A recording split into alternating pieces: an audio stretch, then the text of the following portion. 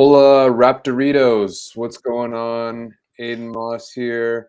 We're joined by our managing editor, Louis Zatzman. Welcome, Lou. Thanks, man. Long time lurker. Not first Yeah, time, but few time joiner. It's good to be here. we see you on the message boards. Just trying to. You don't troll as much as Zarar, but I mean, I'm trying to. I'm just really bad at trolling. we just watched the Toronto Raptors snuff out the Minnesota Timberwolves in a beatdown, a three-quarter beatdown, 125 to 102. The Raps, I'm going to do quick math, 70, 105. The Raps scored 105 points in the second, third, and fourth quarter, and the Wolves scored 72. So it was a smackdown in those final three quarters. What were your initial thoughts, Lou? Man, Pascal, for so long, he was a finisher for this team. Really up until this season, right? He's the guy 2018-19, you wanted him taking corner threes or layups. In 2020-21, or in 2019-20, he was the guy who was, driving to the rim. He was hitting some pull-up threes, but mostly his scoring was what really carried that team.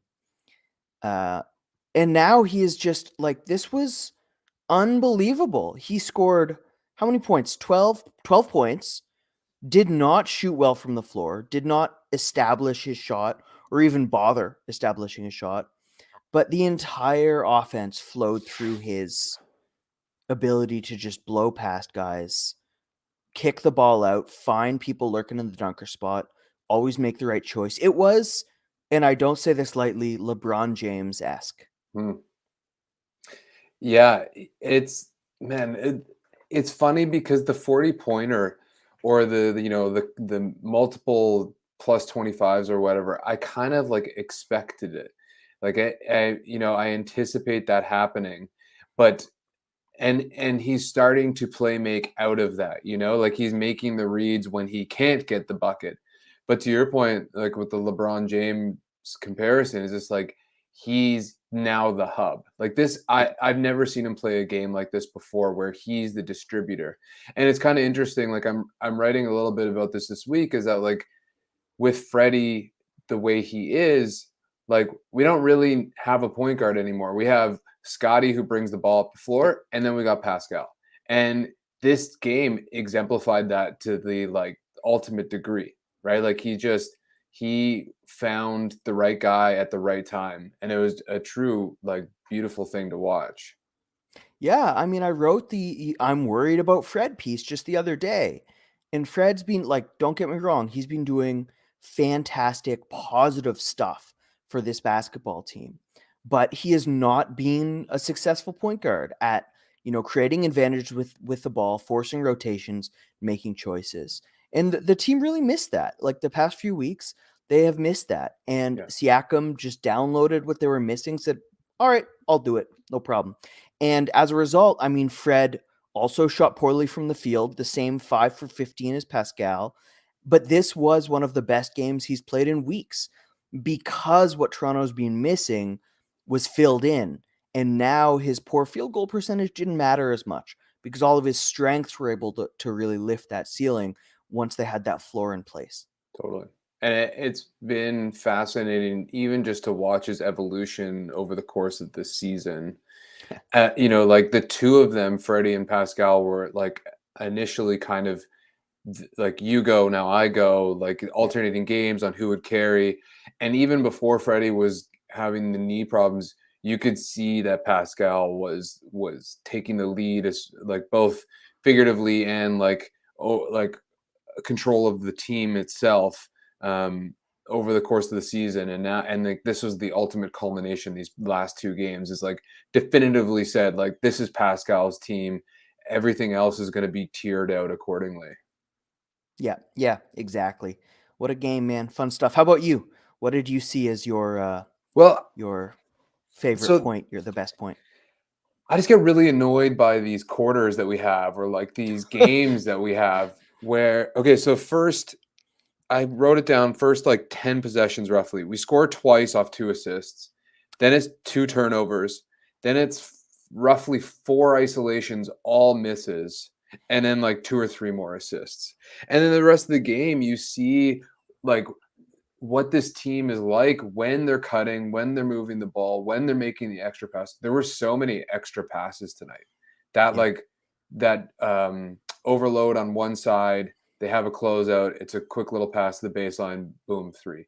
And everything looks more beautiful when you're hitting your threes, obviously, but when they are getting into the flow of things offensively quickly and not letting the defense set up and not stagnating into these isolations, they are a gorgeous team.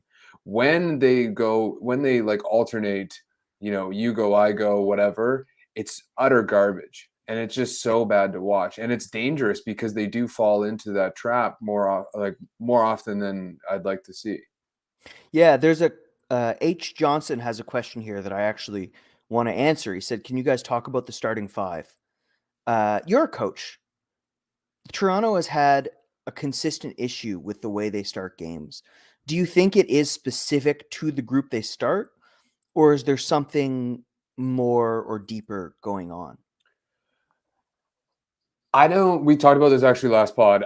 I think it's been pretty obvious. Every time we're full health, Scotty kind of falls off a little bit. And so like I think that's a little bit of a lot of things. It's like Scotty's figuring out how to be the fourth option, like he doesn't have the personality to be like, fuck you guys, this is my time to Yeah. shine. He's not like that. Him and OG have a lot of redundancies and like spatially on the court at times. And especially with Gary as the third guy. I think they're just it's getting crowded, and you saw it in the first quarter. Like a lot of them were standing. They were kind of in the same spots. So I've been advocating for Gary moving to the bench, mostly because I don't know that I want Scotty off. Even though he kind of makes sense personnel wise to come off the bench, I don't want him off the bench. So I moved Gary to the bench, bring Birch out, and have like eight traditional minutes of Birch just to balance things out, bench and starters. Would you change it then? I would do it. Yeah. And I would do it now to experiment with it. I think ultimately we're probably going to end up closing games with, and you said this earlier, like we're going to be closing games Precious, Siakam, Freddie, OG, and probably Scotty. But in the meantime, like let's balance out our rotations. Let's get we like having Birch, Precious, Boucher, and Thad all come off the bench is just kind of silly. Like why not like parse that out with like some guard play, and have more traditional lineups to start the game, and to avoid that kind of like crowdedness that they're experiencing. Yeah, Nick said tonight he started, I mean, to your point, Scotty sat to start the second half. And Nick said tonight that was because he just liked the way Precious was playing. He liked the matchup Precious with Karl Anthony Towns. But, there is, I think, reading between the lines, more to it. And the Raptors just looked significantly better with the Chew on the court. You saw it as soon as he hit the floor. In that first quarter, the Raptors just stopped spiraling. On the positive, though, I mean, the Raptors just blew out a good team. We're talking about Yeah, the negatives. we How all crazy is it? They can just spot a 10-point deficit. I mean, 20-point deficit, I think, at one point, and just no problem. They were back in the game before halftime. Yeah, it's kind of crazy, and someone mentioned it. Sorry, I'm just changing the scores because I put Suns up there. Someone mentioned it like this team does thrive off of defense, obviously, and I tweeted that out. Like, if Minnesota just keeps taking early, quick shots and misses the majority of them, we're gonna fly back, and we're just so deadly in transition. And I guess maybe part of it is this that like we kind of need the confidence booster too to see a couple go in. It's just like you can see the mounting momentum building. As they get a couple of stops, as they get a couple of scores. And tonight it was like the ultimate of that. Yeah. Yeah. Um, is the chart I need to zoom in on to know what's going on. Yeah. Don, can we get a zoom or no? I think this is plus minus. At one point, Thad was leading the team in plus minus again. Do you want to talk about Thad? I thought the other day was his best game. This might have been his best game. Man, he's just now that he is slowly learning what's going on with this team. Oh my God, he looks so good. Like defensively, he just looks like OG out there, where he's just eating space, unbelievable hands. It's incredible. Like, man, I'm so impressed. He had on off wise, he was in the first percentile offensively for the Raptors after the first few weeks of games. I was Wow. really disappointed. I thought he was going to be a great fit. You and I chatted about that. We agreed. But he has totally turned it around. I mean, it's been like really surprising, even to me, a believer in Thad, surprising how much he improved from the first month. Yeah, and it makes sense. I mean, he hadn't played NBA games in quite a Yeah. while. Toronto's a complex team to kind of understand. And it doesn't help that like he or like so many of the players on the Raptors play kind of like Thad does. Like, Yeah. it's like it's maybe he's even like psychologically like where do I fit on the floor right now? But yeah, and you're seeing more confidence with him, right? Like you saw him bringing the ball up the floor, you saw him attacking. I think like that's the thing we kind of miss with all of this is it's not linear growth. It can, there can be like a slow process, like hiccups along the way, and then boom, it just kind of like, peaks as things kind of fall together. Yeah, and to your point, you said he didn't know where he was playing on the floor. I mean, a lot of the time he was playing that small forward, sometimes shooting guard position alongside Boucher and Precious as the bigs. And he just, I mean, it seemed to me like maybe 2 weeks ago, Nick Nurse has said that's not really the best fit for him. And he's playing alongside Pascal as sort of the small forward. OG is the shooting guard. I mean, they're still gigantic, but he's able to run a few more pick and rolls. He's able to just spend a little bit less time in the corner and do more with the ball. I think where he is on the floor has been a little bit more beneficial for him as well. Oh my God, look at this usage. Yeah, this is another one of Zerar's. I kind of like that, and him and Scotty are overlapping. Oh no, they are overlapping a fair bit. In the second quarter, they didn't. Um, yeah, Yeah, it's Thad and Boucher who for a long time were tied together and have been kind of separated. And that's helped Thad a lot. Boucher had a poor game. Yeah. That I mean, he's that allowed them. yeah, of course. He's had like 5 blocks down at the rim in the last 2 games. That's Yeah. been a weird one for him. In the G League, because when I first came up, my first credentials were with the Raptors 905. And the first season that I went to every game for was the Chris Boucher, Jordan Lloyd season. Oh yeah. And I still believe Jordan Lloyd was a better G League player than Chris Boucher. But anyway, aside from all that, Boucher had this really heavy sort of um, preference to sort of fade away when he went up at the rim and really opened his shot up to get blocked a lot. Even in the G League, I mean, against much smaller athletes than you'll find in the NBA, he got blocked a lot. And you saw that a lot tonight as well, where he was fading away a lot at the rim. Yeah, I think like it's almost like an overconfidence thing too. It's just like he's been playing so well, he's just kind of not really he's disregarding what's around him. And so, he's getting humbled a little bit and that it'll probably turn around. Um Raptors, we had it's like Don's just reminding me of who we haven't spoken about yet, which is kind of crazy. Is that like we had guys firing on all cylinders. Like even Scotty finished with 17 and he was 7 for 9 and it seemed like he had a down game, which is kind of crazy. Siakam, we know, triple double. OG had 22. Gary had the quietest 29 I think I've ever seen. Like they said he was at 25 or something, and I was like very startled. Um, Yeah, Gary, I mean, kind of burying the lead. Like when Toronto looks their best, it's not because of Fred, it's not because of Pascal. Like those guys can drop 30 and the Raptors lose. When the Yeah. Raptors look their best, Gary has these like absurd flamethrower games, man. Like, geez, when the possession ended with the ball in his hands, it was just walk down to the other side, like easy 3 points, game over. Yeah.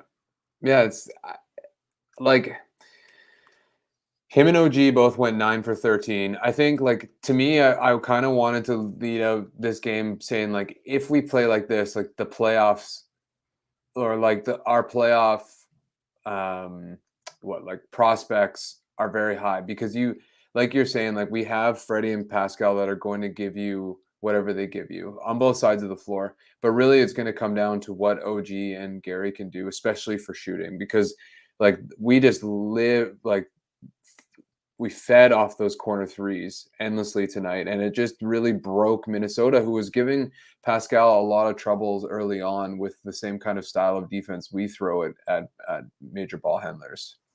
How fun was that, eh? Seeing like there's only two teams that play like this in the whole league. I mean, Chris Finch obviously was on the staff last year. Do you enjoy watching the only two teams that play alike play each other? Yeah, of course. I mean, it makes for fantastic basketball. Like Yeah. both teams, like the aggression, just two teams that are hyper aggressive ultimately leads to chippiness. Like, and you Yeah. could kind of just feel that building. Like even Freddie was getting off to Pat Bev the pest, like, um, and I think it's funny enough for Toronto. It's like they kind of need that. They need to be instigated by somebody else or by something to kind of get going. And Scotty's the biggest victim of that. Is that he almost needs that external thrust to get going. Yeah.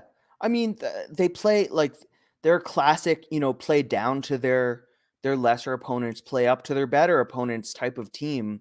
But I mean, I used to play pool competitively, billiards, and I did the same thing. Like I played, at a fairly high level once upon a time, and playing guys who were weaker players in tournaments or whatever, you can sort of lose the edge and just not really go for the throat.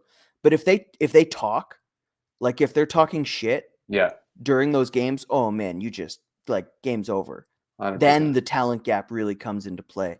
And Pat Bev is one of those guys, like when you're talking and you're winning, great. When you're talking and it makes the other team step on your throat, like not sure about that. Yeah, and like he's not cheap, but he does like all this little shit that like is this fruitful for you? Like Yeah. there was one where he walked the ball down the baseline. I don't know if you remember that, and like the refs like give me the goddamn ball. It's just like this has no probative value for anybody at all, and he still does it. I mean, I think ultimately there's the yeah, I actually don't know. Maybe like the net negative here would be an interesting thing to try and measure. It's like the more pesty he gets, like, is it the more beneficial for his team? I do think a team like Minnesota needs a guy like Bev um, to like kind of spark that competitive edge, and we kind of Jimmy lack that. Like, Butler. yeah, like I mean, like our team lacks that a little bit. Like Gary was that for a while. Scotty Yeah. can be that sometimes, but we don't have that like infinite ball of energy that can just, the other that can catalyze the rest of the team. Yeah. I think for Bev, it's like he's not putting on airs. I read that a feature on him a few years ago. I think it was Mina Kimes. I might be wrong, but he just like when during the interview he couldn't sit still. He was just like kept on leaving to run laps and do push-ups. He is such a hyperactive brain. He's totally unable to refrain from talking to his opponents. Like it's not putting it on. He's not like Marcus Smart flopping because he thinks it'll get him an advantage. Right. He's a weirdo, man, and he's letting it all out there. I love it. Yeah. Yeah, I love it too. I mean, I like to talk a lot too. So I can and I'm all for it. Like as long as you're not crossing those lines, I'm all for it. I was going to ask you what you thought about the starting. What do you think about the starting five? Yeah, I mean, I said this earlier in the year about starting Precious. They were losing those minutes over and over and over. And yet Precious was improving and the Raptors were winning games. And I had no problem with punting minutes if A, it doesn't hurt the bottom line, and B, it still allows you, yeah, this is what I was talking about Precious starting. And B, it allows you to make forward progression in those sort of discrete areas.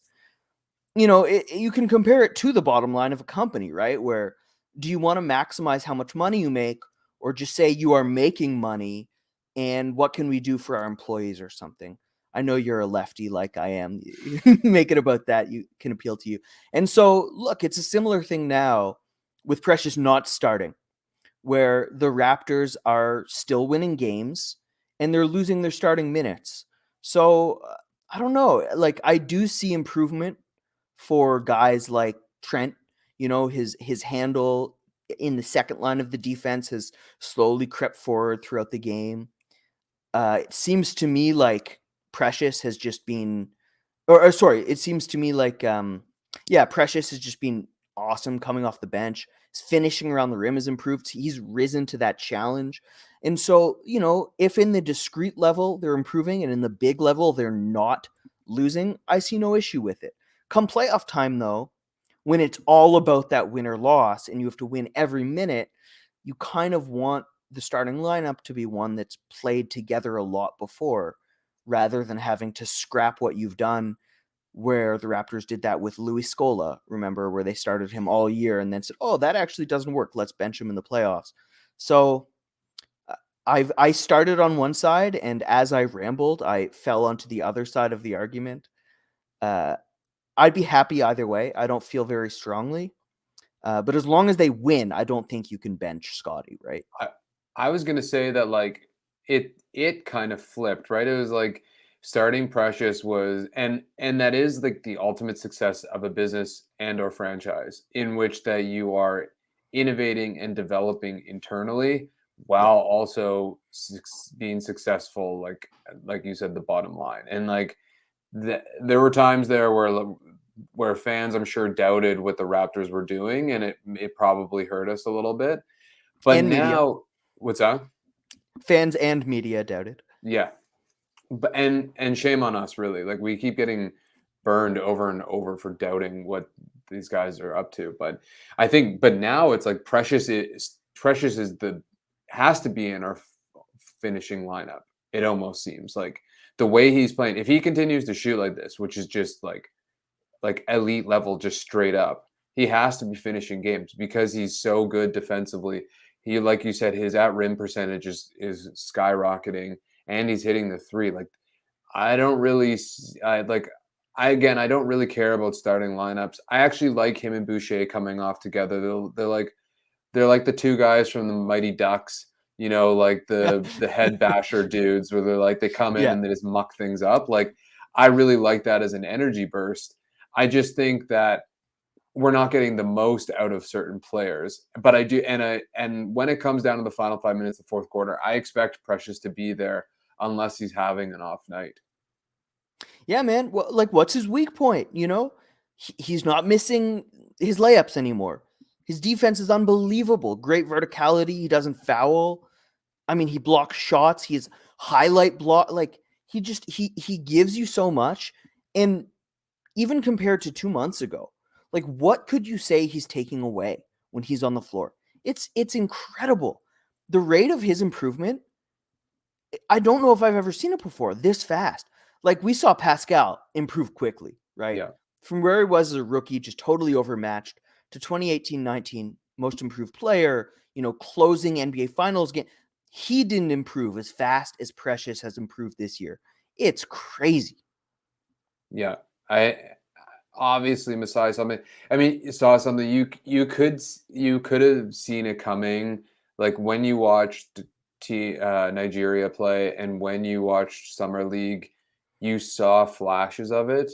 But then it made sense, like the intensity the NBA picks up in the regular season. You're like, oh right, he's got bricks for hands. Like, Yeah. oh right, he can actually handle the ball. His ability to pass the ball is like, and I think a lot of his skill development's obviously like rapidly increased, but I think a lot of it is that he's just not making dumb decisions anymore. Like Yeah.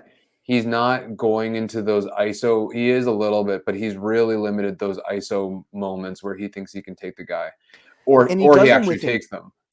he does it with intent, right? Yeah, He's not taking 2 dribbles to see what happens. yeah, He's taking 2 dribbles to move that guy, to get the ball over there, to like everything is purposeful. And in the beginning of the year, nothing had purpose. It's right. crazy. Right. It's like he didn't. It's like he was also learning the game of basketball at the same time, which makes Yeah. sense if you know, like he played a year or two in Memphis, a year I think, Yeah. and then he didn't play in Miami really at all. So like you said, like the growth is insane, the you have to have a high level of intellect to pick up what he's like the experience side or like to extract his experiences in such a short timeline to understand the game at the level he does now. Yeah. Yeah, you really like compliments not just, to his athleticism, his skill, his work ethic, etc., but his brain. Like it really does have to be impressive to Yeah. have put the pieces together so quickly like this. Yeah, it's wild. What'd you think about Freddie tonight? I mean, Oh man. how can you hate what Freddie did tonight? Fred's been my number one guy for forever, like even as a 905 player, and it hurt me to write a piece criticizing Fred. I mean, I didn't criticize, just questioning Fred VanVleet's ability to contribute at the level he had been contributing at. And immediately the next game he goes out and does this. Yeah, I shaved my head the other day so that people couldn't tell me and Aiden apart. But then he wore a hat like a dummy. Yeah. Uh, so Fred, he just does all this stuff, man. Like, okay, he can't create off the dribble. He's gonna get rid of the ball super early in pick and rolls, hit the roller immediately because all of these guys are so good at short rolling. Pascal, Cam, even Precious, Chris. And so Fred said, okay, I'll trust you in space. He's not as mobile laterally. So he says, oh, I have the heaviest hands in the league. I'm just going to smack the ball out of everyone's grasp before they even get by me. Fred's ability. Yeah, exactly. Fred's ability to compensate and draw upon his different strengths when others are muted is unbelievable. Talk about a basketball brain. Mm. It is so impressive. His performance tonight wowed me.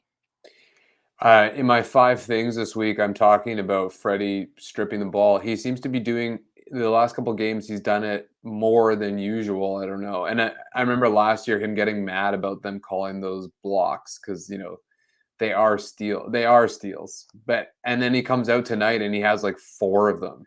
It's insane his ability.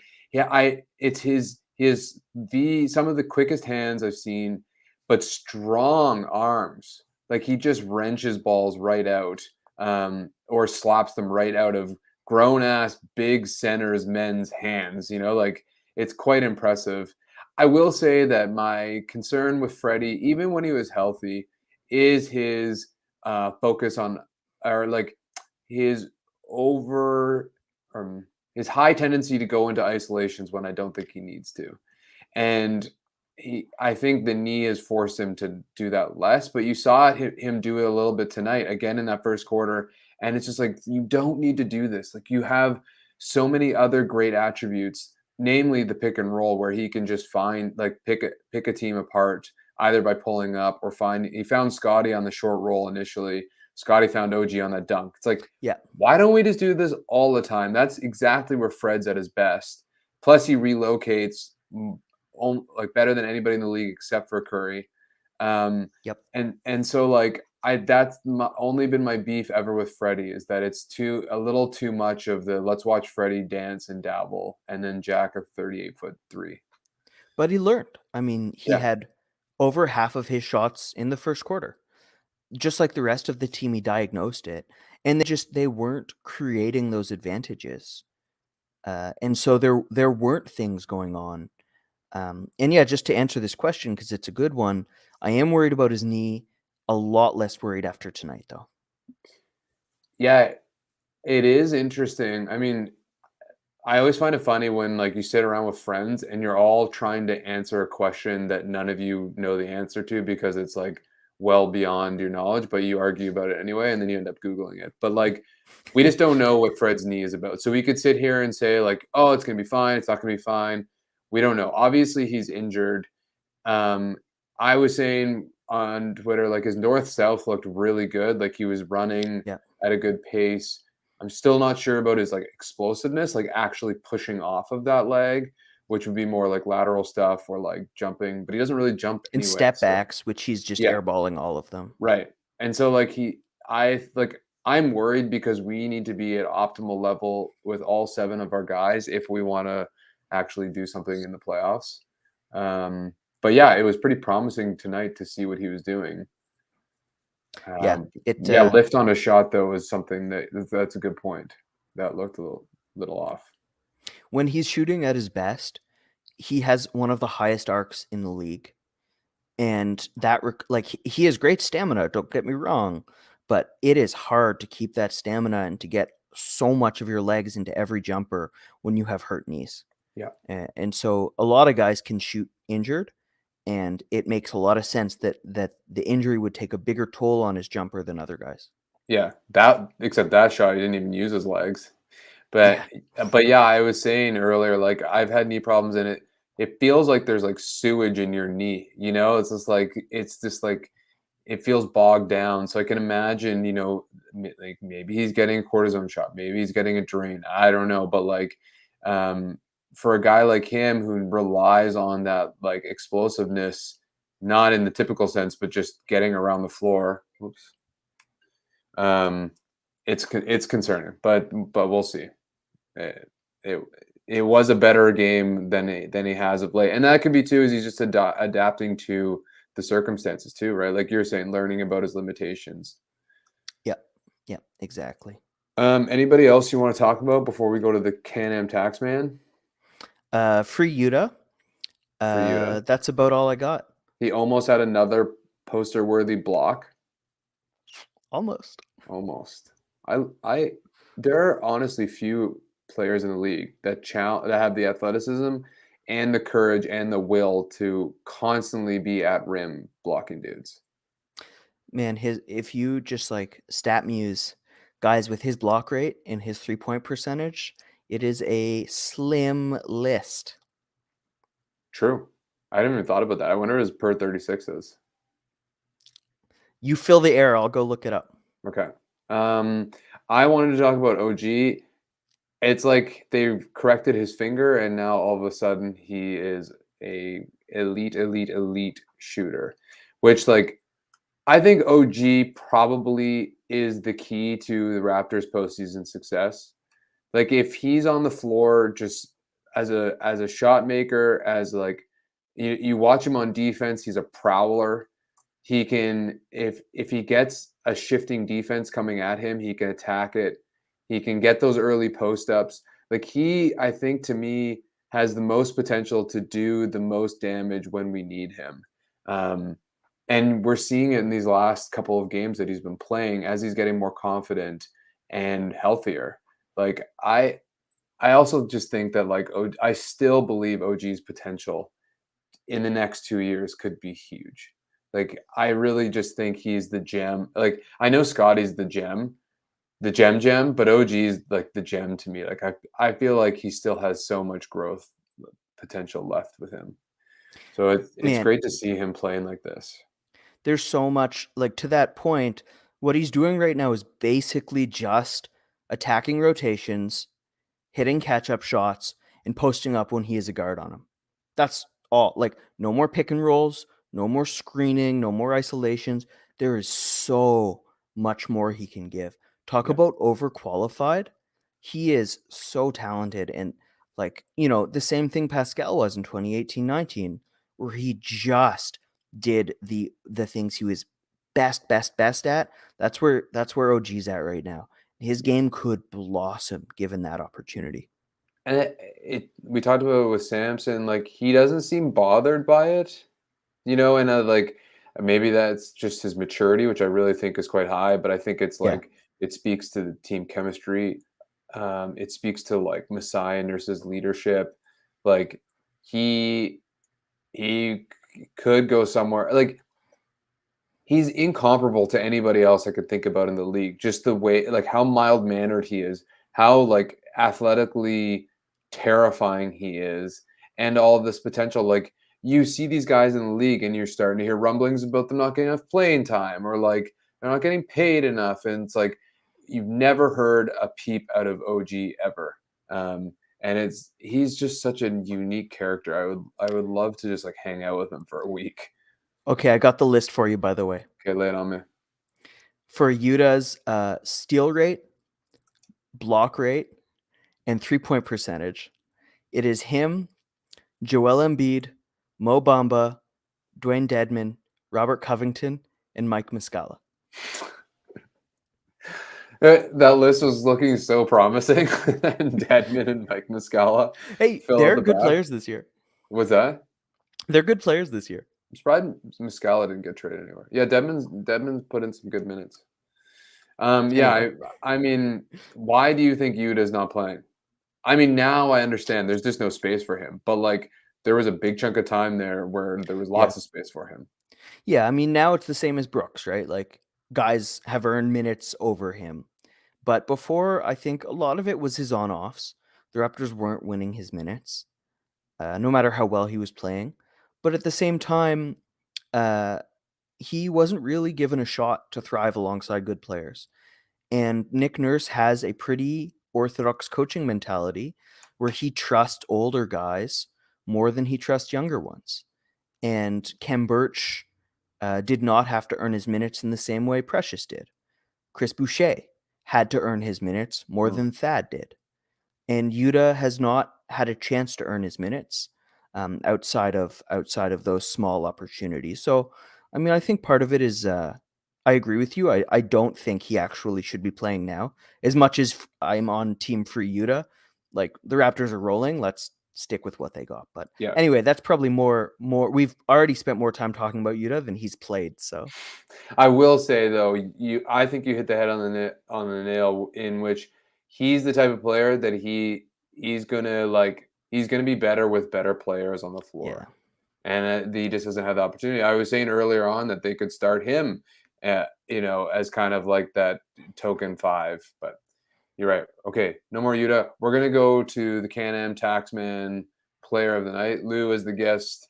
You get to decide, and like we told our other guests, there actually is no criteria for Taxman of the Night. You get to decide why and who and for what reason and all that jazz. so with no criteria whatsoever, uh, you know what? I'm gonna give it we just to someone who we haven't spoken about, I think enough. Gary Trent, man, what a game for him. Uh, Samson described him once as one of the most selfless players on the team because he just gets no touches. He gets very few plays run for him, and he makes the absolute most of what he's given. And I think uh, he also has that in off the court ways where Nick Nurse really stood up for Fred when he was hurt, saying he's still giving so much, he's still great.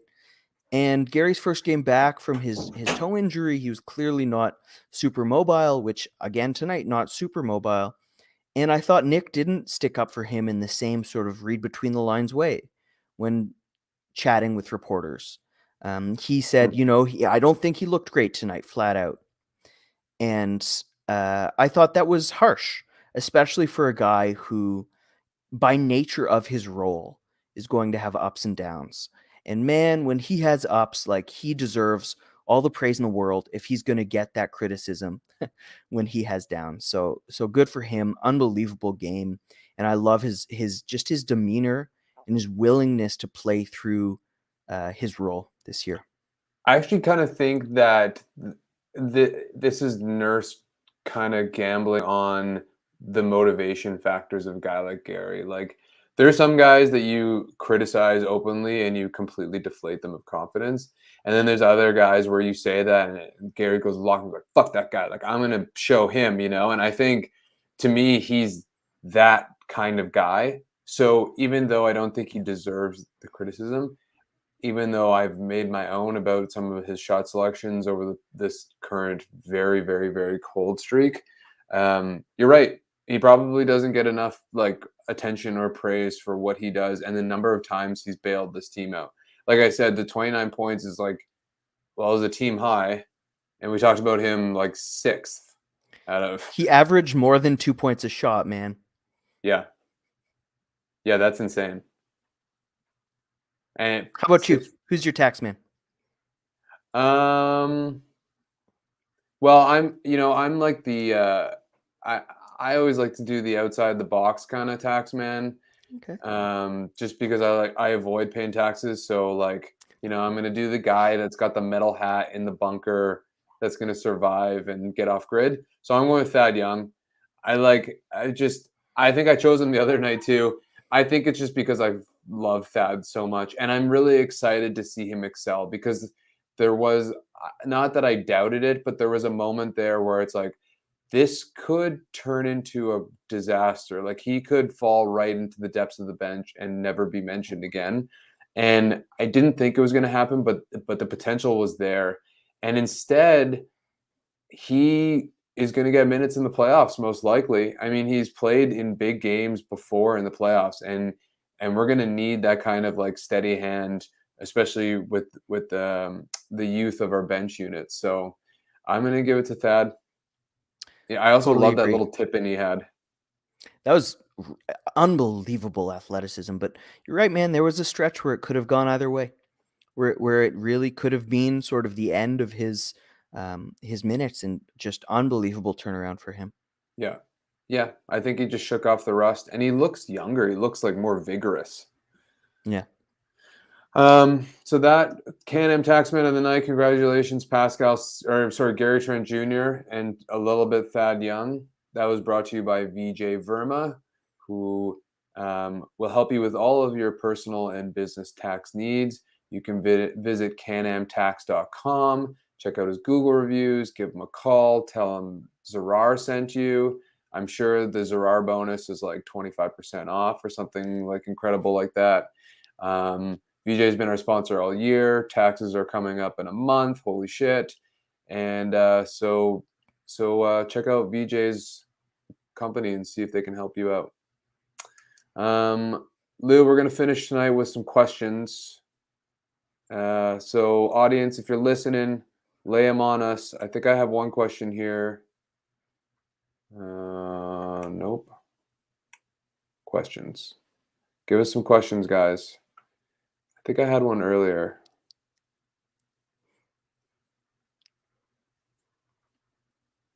Nope. Here, I can ask you a question while we wait.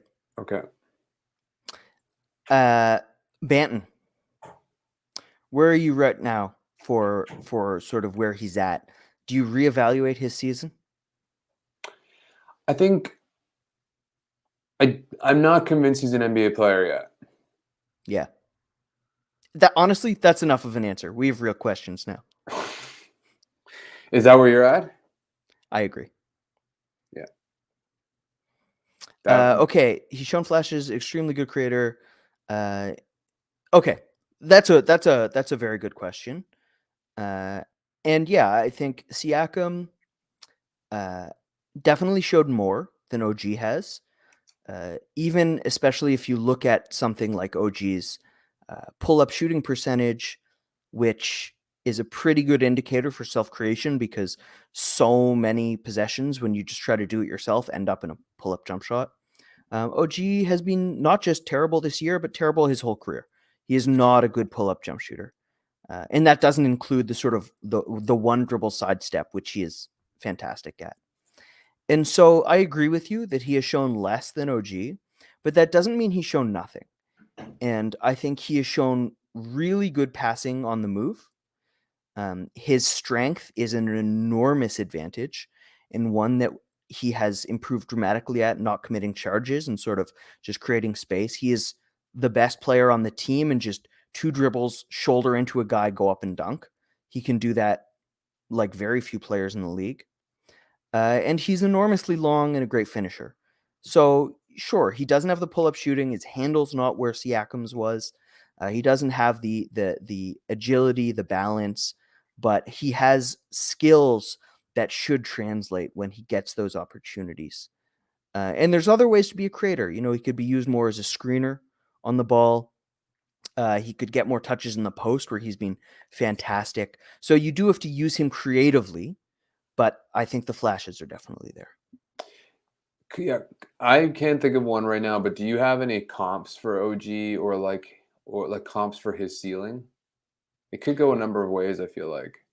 There aren't really, like, I don't know, Scotty Barnes is a comp for OG ceiling. Like, the Raptors have so many unique players. I know. Who can you think of who's a knockdown shooter, very little balance on his drives, and an elite finisher?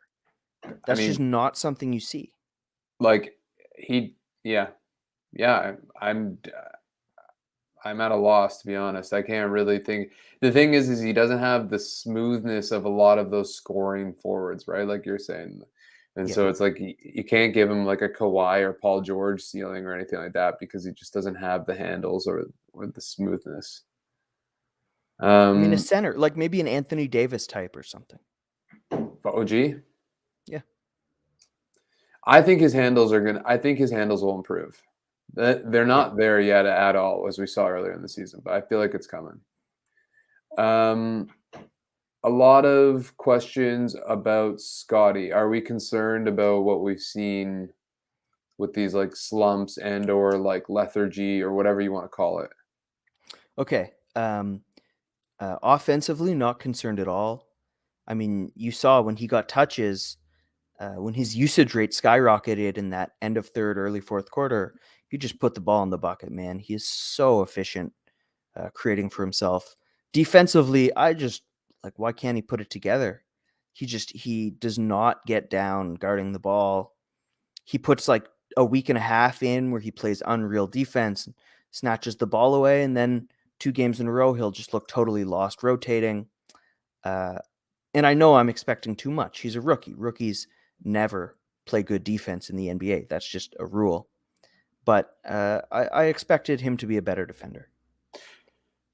Yeah, David Thorpe on the Zach Lowe podcast said like he's a great defender, and I was kind of surprised because I don't see it, and also don't know. Maybe this is like to your point about Nurse's philosophy of having young guys learn and burn kind of thing, but like they keep throwing him on ball handlers, and he just gets roasted, and I don't really get it. And I think he's a great team defender. I think like you said, when he's locked in, when he's like figuring it out, he fits into that system, but he's just not always there. He's like, he doesn't get it yet. Um, and so I don't know, but I don't know if that's a slump. That's kind of been a constant across, over the course of the year. I think the biggest thing for him with his slumps is this like healthy roster. Like it seems to have cut his like kill him attitude, and he Yeah. misses those some games where he's just totally disappearing from the games. And I think that's lack of being a professional like athlete. It's like it doesn't matter if you're hungover. It doesn't matter if you like whatever is going on in your life. You got to go out there and compete like you want to kill the opposition. And I don't think he doesn't have that inherently, it seems. Well, he does when he's on the fast break. I actually just he does want to kill. Man, he is one of the most competitive guys. Like you watch clips of him, when he's winning, he's clapping at people, he's talking to them. When he's losing, he is as angry as I've ever seen. I think he has that killer attitude.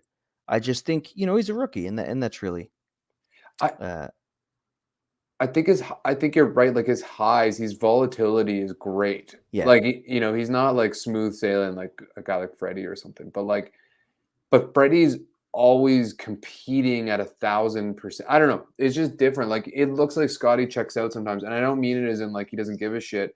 He just kind of like removes himself ever so Yeah. slightly. I have a question here I really like. Okay. I'm going to put it to you. Would you rather send Lowry or DeRozan home in the playoffs, I assume? Oof.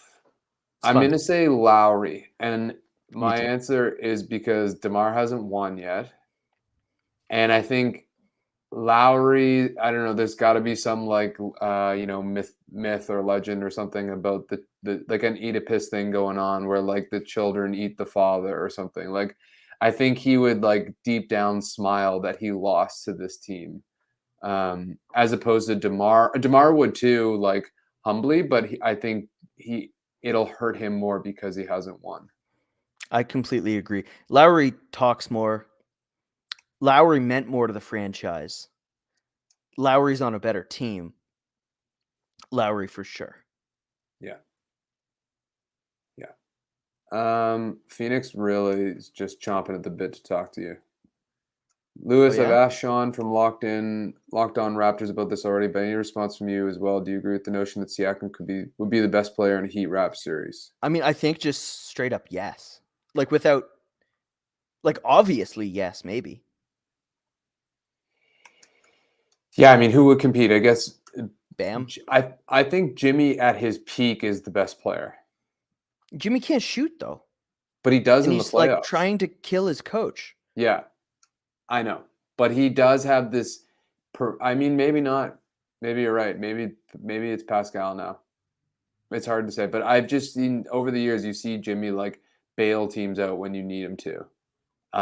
Even when and again, like I'm not doubting Pascal, but when you play a playoff defense, it's just a different ball game. And we've seen Jimmy perform in those gritty moments, and we've yet to see Pascal as like the focal point. And we saw that tonight, really. I mean, like it took him a while to adapt when a team just Yeah. centered their entire defense around him.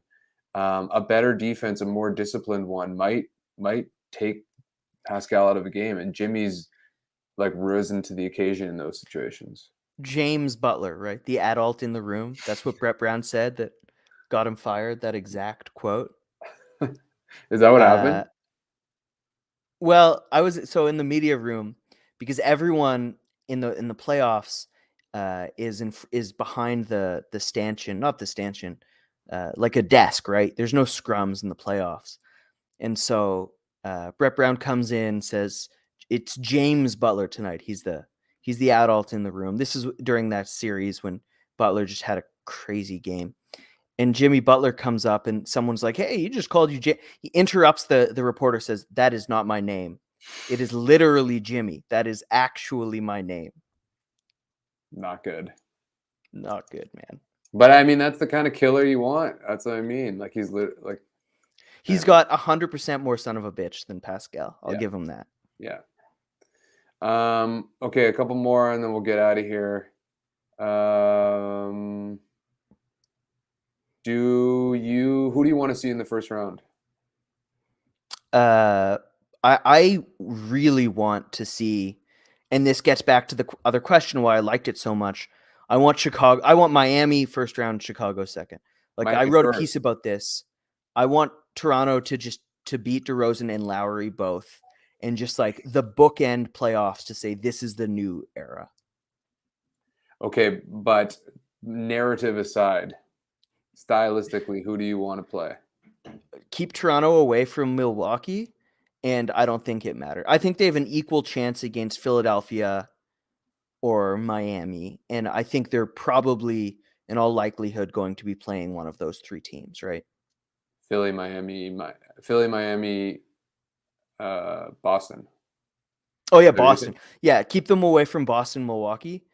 Gimme Philadelphia I or agree. Miami. I feel like we're just a team of piranhas swimming around, and if like somebody shows blood, we are gonna pounce all over that.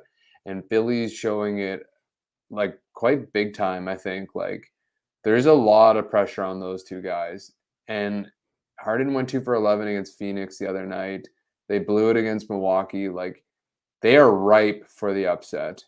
Yep. Um, Yep. I think I'm not convinced about Miami's like the whole like coach stuff. Like if there's going Oh to no, be a that's normal. team, That happens all the time in the yeah, NBA, man. okay.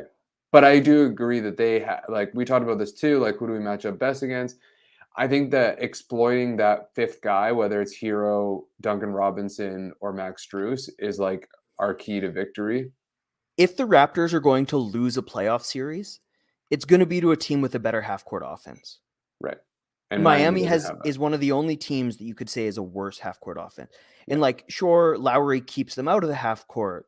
Bam gets off, but no, they are not losing to a team that is worse in the half court. That's just, they are so much better than everyone in transition, the offensive glass, stealing those extra possessions. They're not losing to a team that's worse in the half court. Yeah.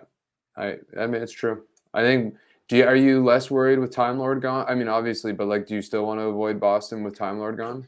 I mean, you saw it the other night. They are what the Raptors were with Kyle and DeMar, where they are just a group of professionals. They run the system. They do exactly what they're supposed to do. Doesn't matter who's there. So yeah, of course, they lose a lot without Robert Williams, defensively especially.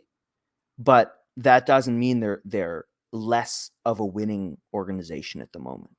Yeah. I also think that like individually they match up very well with us. There's nowhere to really, especially at starting five, there's nowhere to exploit, really. Tough shot makers are going to give the Raptors a lot of trouble in the playoffs. Yeah. And Tatum might be the best non-Durant or Kyrie tough shot maker in the East right now. Yeah. Yeah. I'm trying to think. Yeah. So I think I agree. Avoid Boston. I want Philly, to be honest. I think I love the narrative of like a feisty, competitive underdog team playing against these blue bloods who still haven't really proven it yet. Like I'm down for that. And Nurse has so much in the package for both Embiid and Harden. He spent half a decade scheming for those two guys. Right. Yeah. Can't wait. Don, can you throw us up the schedule and then we'll make some prognostications and then get out of here?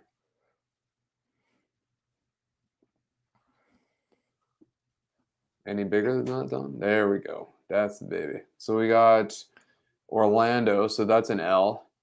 So Orlando Friday, Miami. Is it just like that they're going out against these teams? Is that what's happening? They're going out the night before? Yeah. Orlando can't be actually Orlando could probably be a good place to party on a Friday. I'm sure it's Miami, Atlanta, Philly, Houston, New York. How do you feel about those games? When you're an NBA player, every non-Utah city in the world is a good place to party, man. You are young, beautiful, and rich. Like, the world is your oyster. I am shocked they don't party more. I know. Or they just don't show it. I mean, there's stories of like Nash would party till 3 and then get up at 6 and do drills. Like, they're lunatics. I think a lot of these guys can just kind of like hide it at the same time, except for those odd nights where things get really out of hand. So, what do you say? Like the liquor takes 1 and the Raptors take 5, something like that? Yeah. I think we lose to Miami. I think Miami's going to want to send a message. It's it's in Miami. No, it's in Toronto. Sorry. Lowry's return to Toronto. Okay. Exciting. No. We'll see. But I think we slip to Miami. And I think we slip to Atlanta. That would be my guess. So I think I'm going to say 4-2. Yeah, and that's Danny Green's ring night too. Really? Yeah, from Buster. I forgot about that. Crazy. Man, so okay, you know what? Because the Raptors, like, they lost to New Orleans in overtime, I think, the first game of 1920, because they were so hyped about getting the trophy, something like that. They don't play super well when they're really excited. So you know what? Miami, Philadelphia, there could be some tough games here. Yeah, and like, I mean, it'll be interesting. It's really going to come down to jostling, right? Like, it depends where Philly and Boston and Milwaukee like are and where they want to end up. We're currently tied with Chicago for 5th. Cleveland's now 2 games back of us. So that's going to be interesting too. Like maybe against Houston or New York, those games don't matter, or even Philly. Like it's going to be like Jack was saying on the broadcast before these games started, it was like the top 4 teams were had a difference of 1.5 games. 5th, 6th, and 7th were a difference of 1.5 games, and 8th to 11th or 10th were a difference of 1.5 games. So it's like super tight, and we don't know what's going to be happening until the bitter end. So that could affect like how these games play out too. So with that means we have no idea, but with no idea, I'll say 4-2 as well. I'll agree with you. Okay, that's a good way to end. Consensus. Okay, well, thanks for joining, Lou. Really appreciate it. Oren and Sahel, and Kyle, all just being irresponsible. This sure beats writing, man. It's a pleasure. I love all the questions, all the comments. This is it's super fun being able to engage and hang out with you. So thank you, dog. Yeah, my pleasure. It is truly the best part of the show is having the audience feed us questions. Like I'm always interested. There's a lot of good brains out there asking some interesting questions and having some really bad takes. So it's like an enjoyable part of the show. Thanks everybody for tuning in. We will see you Friday against Orlando. Have a good Wednesday night. Peace.